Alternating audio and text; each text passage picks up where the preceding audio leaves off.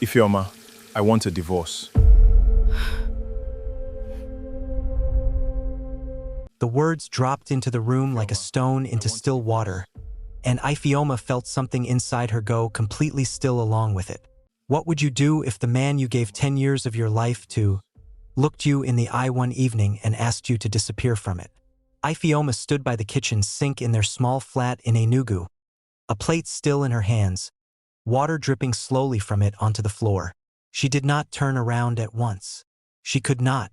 Behind her, on a small mat in the sitting room, their 5-year-old daughter, Zena, sat quietly coloring a picture, humming a song from a cartoon she had watched that morning. "Say that again," Ifeoma finally whispered, turning to face her husband of 10 years. Clement did not flinch. "I want a divorce," he repeated. "I have met someone else." Zena looked up from her coloring book. She felt the heaviness in the air, even if she did not understand the words. She simply looked at her parents, waiting for one of them to smile and tell her everything was fine. But nothing about that moment was fine. And in the months that followed, Ifeoma would find something Clement never expected her to find. A strength he never gave her credit for, and a peace he would spend years chasing without ever holding it in his hands. Clement and Ifeoma had met at the University of Nigeria, Nsukka, back when Clement was still a struggling final-year student and Ifeoma worked part-time at a small buka near the campus gate to support her studies. Their love back then was simple. It was built on shared plates of rice and stew, long walks when neither of them had money for anything else, and quiet promises about the life they would build together one day. They married 2 years after graduation, a small but proper traditional wedding attended by both families, complete with the breaking of kola nut and Clement's uncle pouring libation to bless the union. Life was not easy afterward, but it moved forward steadily. Ifeoma stood by Clement through every hard season. She took on extra sewing jobs at home whenever money was tight, and she never once complained. She believed the sacrifices they made together would pay off someday. When Zena was born, both of them cried tears of joy in the hospital room, sure that their small family was everything they had ever wanted. But success has a way of quietly changing people, especially those who forget where they started. By his late 30s, Clement had risen to a senior position at a shipping company in Port Harcourt, earning far more money than he ever imagined during his school days. New friends, new places, new comforts slowly filled his life. Somewhere along the way, the humble young man who once shared plates of rice with Ifeoma began to feel embarrassed by the very simplicity that had once held their love together, a simplicity Ifeoma never stopped valuing. It was at a company dinner that he met Juliet, a stylish young woman almost 12 years younger than Ifeoma.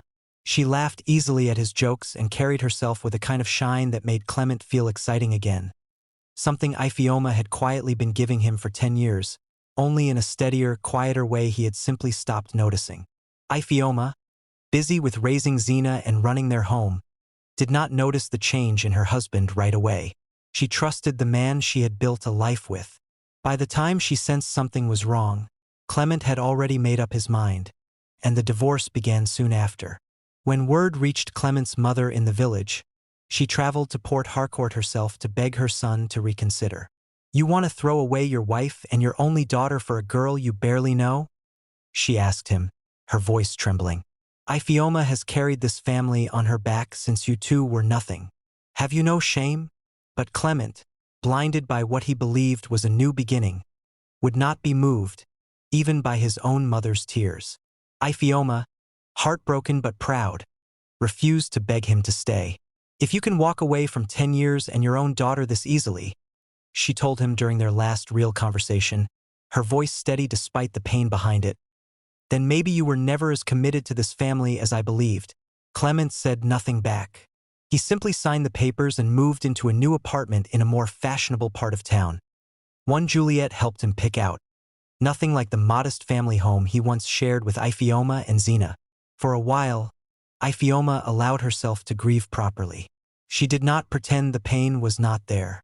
She cried quietly at night after putting Zena to bed, wondering what she could have done differently, mourning not just her marriage, but the future she had spent 10 years imagining. Her own mother, worried about her daughter's silence, came to stay with her for 2 weeks, cooking her favorite soups and reminding her, gently, of her own strength. But grief in Ifeoma never turned into bitterness for long. Within weeks, she made a decision that would quietly shape the rest of her story. "I will not raise my daughter watching her mother fall apart," she told her sister one evening, as they sat outside on plastic chairs while Zena slept. "Whatever happens next, Zena must see a woman who stood back up." Before we go further, don't forget to subscribe to Tales by Dima and turn on your notifications so you don't miss what happens next in this story. Ifeoma leaned on her sewing skills, the same quiet talent that had once helped her and Clement through hard years early in their marriage. She began taking on more clients from her small shop in the market, sewing late into the night after Zena had gone to bed, slowly growing her small business into a real, respected fashion outfit known around her neighborhood. What had once been a side job to support her husband's dreams became something fully her own, something no one could take from her. Zena, though confused at first about why her father no longer lived with them, slowly adjusted, comforted by her mother's steady love and the patient way Ifeoma explained things, always speaking of Clement with more kindness than he probably deserved. "Your daddy still loves you," Ifeoma would tell Zena gently, brushing her daughter's hair before bed. "Adults sometimes make choices that are hard for children to understand, but that does not mean you are loved any less." She never once spoke badly of her daughter's father, even as she quietly rebuilt a life that no longer needed him at its center. Clement, for his part, saw Zena less and less as the months passed, his visits growing shorter and further apart, swallowed by his new relationship and by a woman who seemed to need constant attention and praise. What Ifeoma did not know, and would only learn much later, was that the woman Clement left them for had never truly loved him at all. She wanted only one thing, and she was patient enough to take her time getting it. It began quietly, and it began with trust. About 4 months into their relationship, Juliet introduced Clement to a man she called Chief Okanji, a smooth-talking businessman she claimed was a close family friend from her hometown. Chief Okanji spoke confidently about a fast-growing import business, bringing in electronics and building materials from Asia and reselling them at a profit within weeks. "I don't just bring this to anybody," Chief Okanji told Clement over drinks one evening, at a plush hotel in Port Harcourt. "But since you are Juliet's person, I can trust you." Clement, flattered and eager to prove himself, invested a modest amount at first, a caution born from years of hard work. 6 weeks later, his money came back to him, doubled, exactly as promised, with Chief Okanji personally transferring the funds and even inviting him out to celebrate. "You see," Juliet said, smiling proudly at Clement, as though she herself had built the business.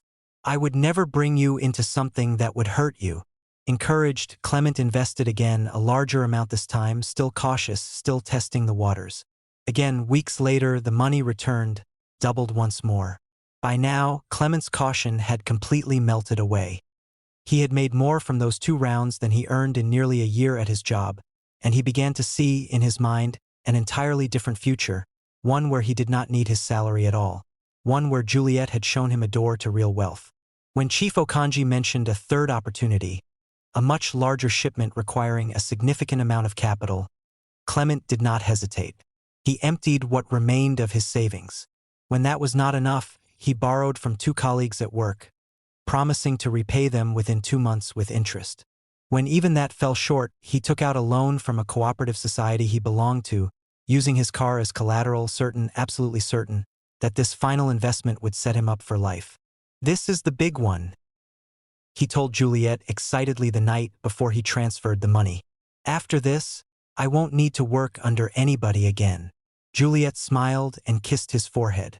"I'm proud of you, Clement. You've come so far." He transferred the money the next morning, his hands trembling slightly with excitement rather than fear.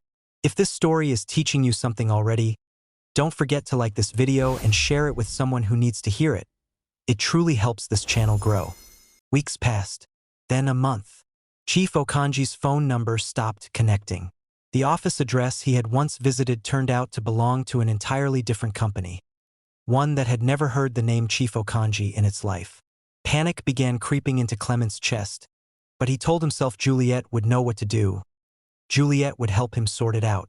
But when he returned to the apartment they shared, drawer after drawer stood empty. Her clothes were gone. Her perfumes, gone. The small photo of the two of them that once sat on the bedside table, gone, as though she had wiped every trace of herself from the space in a single afternoon. Clement sat on the edge of the bare bed for a long time, staring at nothing, slowly understanding what had actually happened. There had never been a business. There had never been a Chief Okanji, not really, not the one he thought he knew. The first 2 rounds of money had not been profit at all, they had been bait, small, deliberate losses designed to earn his trust completely, so that when the real trap came, he would walk into it willingly with everything he had and everything he could borrow. He called Juliet's number over and over. It rang and rang, then eventually, it stopped ringing altogether, replaced by a cold, automated voice telling him the number no longer existed. What followed was a slow, painful fall. Clement reported what he could to the police, but there was little they could do. The men were gone, the money untraceable, the trail already cold. Word of what happened trailed him through his workplace. Colleagues whispering about the manager who lost his family and his savings chasing a woman and a business that never existed. The promotion he had been hoping for went quietly to someone else instead, with vague reasons given about the current situation. Within a year, Clement was drowning in debt, struggling to repay colleagues and the cooperative society. His car long gone, seized to cover what he owed. He eventually had to move back in with his mother in the village, the same mother he had ignored when she warned him.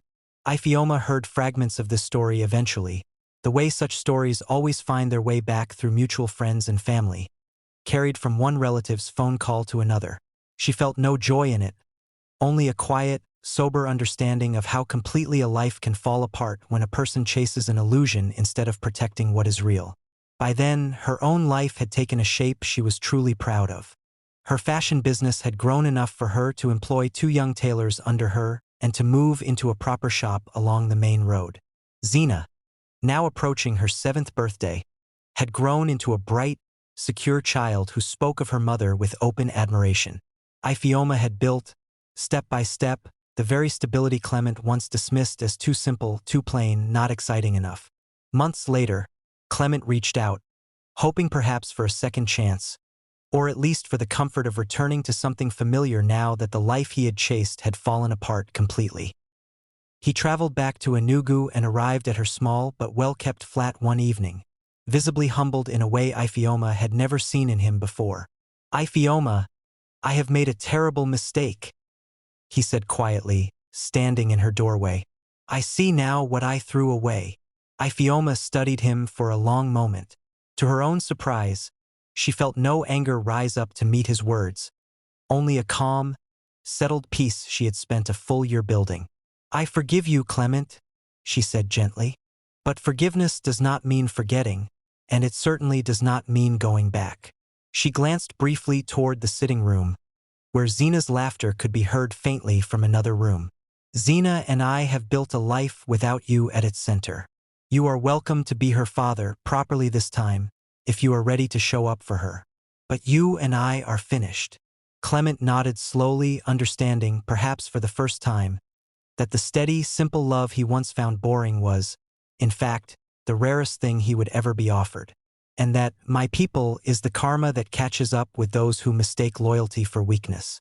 Ifeoma was left with a young daughter and a broken promise. Yet she chose to build instead of break. She did not chase the man who left her, and she did not need his downfall to feel whole again. His downfall came on its own, the way it always does when someone trades real love for an illusion. The lesson is simple. A woman who rebuilds quietly, without bitterness, is not weak. She is simply patient enough to let life settle its own accounts, in its own time. Have you ever had to rebuild your life after someone left you? What kept you going? Tell us in the comments.